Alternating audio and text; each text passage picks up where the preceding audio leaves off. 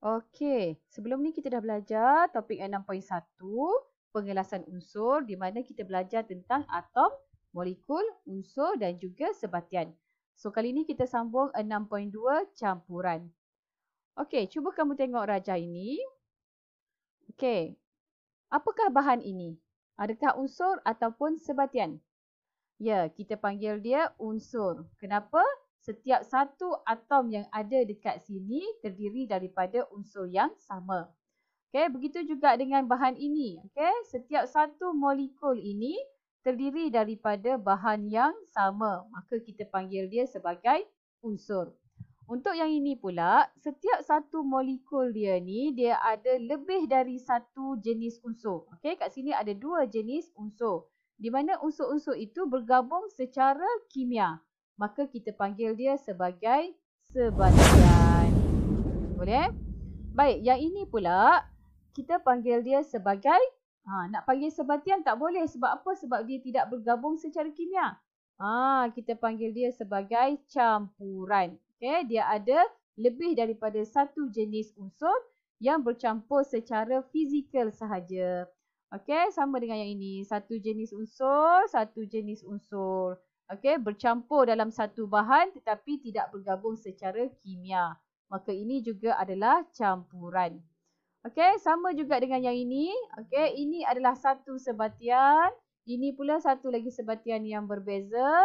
Tetapi dia tidak bergabung secara kimia. Maka yang ini pun kita panggil sebagai campuran. Jadi apa sebenarnya maksud campuran? Campuran terdiri daripada dua atau lebih unsur atau sebatian yang bercampur secara fizikal. Okey, boleh? Baik, apakah contoh-contoh campuran? Yang pertama, air batu campur. Okey? Terdapat berbagai, kita tengok kat sini ada banyak jenis unsur yang dicampurkan secara fizikal. Okey, kemudian dalam udara kita ada oksigen, karbon dioksida, nitrogen, gas-gas nadir yang lain. Okey, semua itu bercampur dalam udara jadi kita panggil dia campuran. Okey, sama juga dengan tanah. Tanah juga adalah campuran. Okey, dan kita juga ada air laut, campuran air dengan garam. Okey. Baik, campuran boleh diasingkan secara fizikal.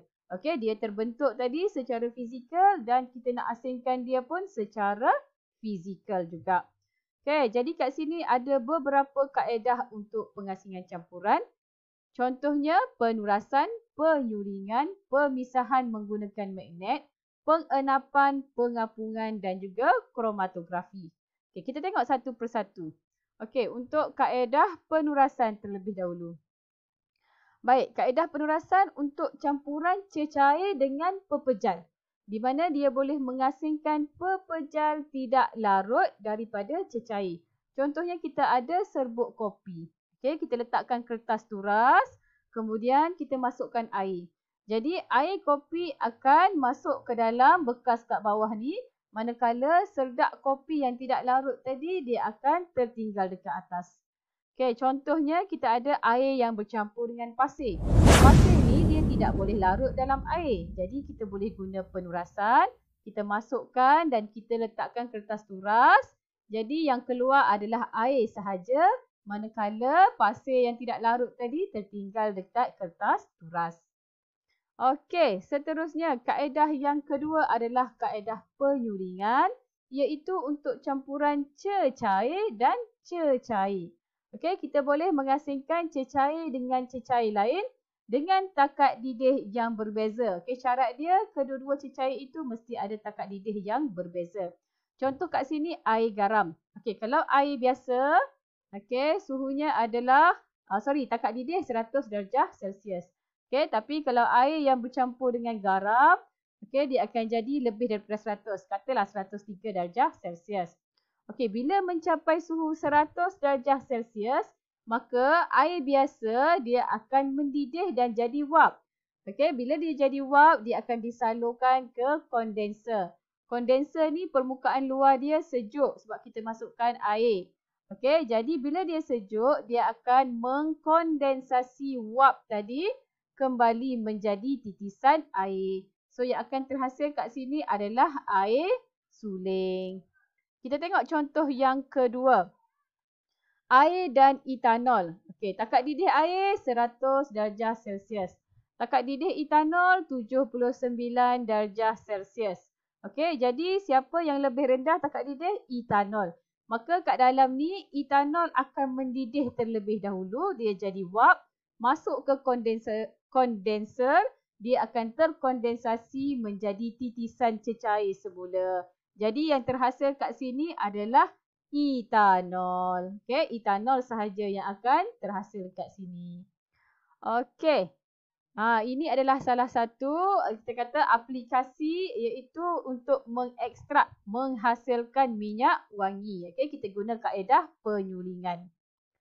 Baiklah, kaedah seterusnya adalah pemisahan menggunakan magnet, iaitu untuk campuran pepejal dengan pepejal.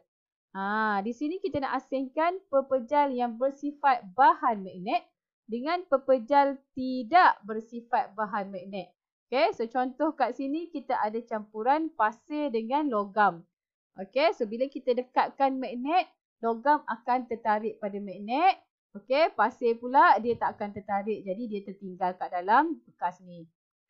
Okey, ini contoh bila kita dekatkan magnet, logam akan tertarik sebab dia bersifat magnet. Okey, dia tertarik pada magnet, pasir pula tertinggal kat dalam ni. Sebab apa? Sebab pasir bersifat bukan magnet. Okey. Ini di kawasan industri Di kawasan industri dia nak asingkan sampah sarap. Okey, dia gunakan magnet, elektromagnet yang besar ni, maka dia boleh menarik bahan-bahan logam ataupun bahan-bahan yang bersifat bahan magnet. Baik, seterusnya adalah kaedah pengenapan. Okey, untuk kaedah pengenapan, kita gunakan bagi campuran cecair dan pepejal, iaitu nak mengasingkan pepejal tidak larut dan terenap dari cecair. Okey, contoh kat sini kita ada air dan juga pasir. Okey, pasir lebih tumpat dari air, jadi dia boleh terenap dalam air. Okey, so bila kita campurkan air dengan pasir, okey, bila kita biarkan dia untuk seketika, pasir tersebut akan terenap di bahagian bawah. Okey. Jadi air yang bersih dekat sebelah atas ni, kita boleh keluarkan dia dan masukkan ke dalam bekas yang baru. Okey, boleh ya? Okey, seterusnya adalah kaedah pengapungan. Okey. Sorry. Pengapungan untuk mengasingkan bahan yang tidak larut dan terapung di permukaan air. Okey, kalau pengenapan tadi untuk bahan yang lebih tumpat, dia akan enap di bawah. Pengapungan pula untuk bahan yang kurang tumpat, jadi dia akan terapung di atas. Okey, so contoh kat sini, air dengan minyak. Bila kita masukkan minyak, minyak akan terapung di sebelah atas sebab dia kurang tumpat. Okey, kita boleh masukkan dia ke dalam corong pemisah. Okey, di mana kat bawah ni kita ada paip. Okey, so minyak akan berada di sebelah atas, air berada di sebelah bawah.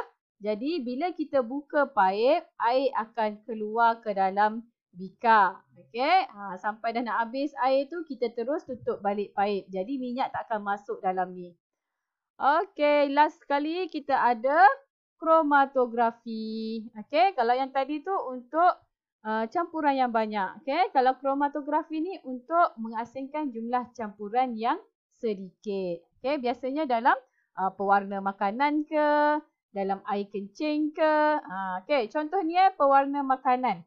Setiap satu pewarna makanan ini sebenarnya terhasil daripada warna-warna yang berbeza. Okey, dia dah ada campuran warna-warna yang berbeza. Jadi kita nak tahu pewarna ni asli ke, tiruan ke, kita gunakan kaedah kromatografi. Macam mana? Macam ni Okey, kita ambilkan pewarna, kita letakkan pada kertas turas. Okey, kemudian kita akan celupkan kertas turas ke dalam air suling. Apa yang berlaku? Apa yang berlaku kat sini ialah air akan naik. Okey. Tindakan kapilari. Ini kamu akan belajar masa tingkatan 2 nanti ya. tindakan kapilari, iaitu air akan disedut naik ke atas. Sambil-sambil dia naik tu, dia akan membawa warna-warna yang ada dalam pewarna tadi untuk bergerak bersama. Macam ni dia akan bawa untuk bergerak bersama. Jadi hasilnya nanti kita akan dapat lihat dalam setiap pewarna yang kita titikkan tadi tu, apa sebenarnya warna-warna yang ada kat dalam tu. Okey, boleh ya?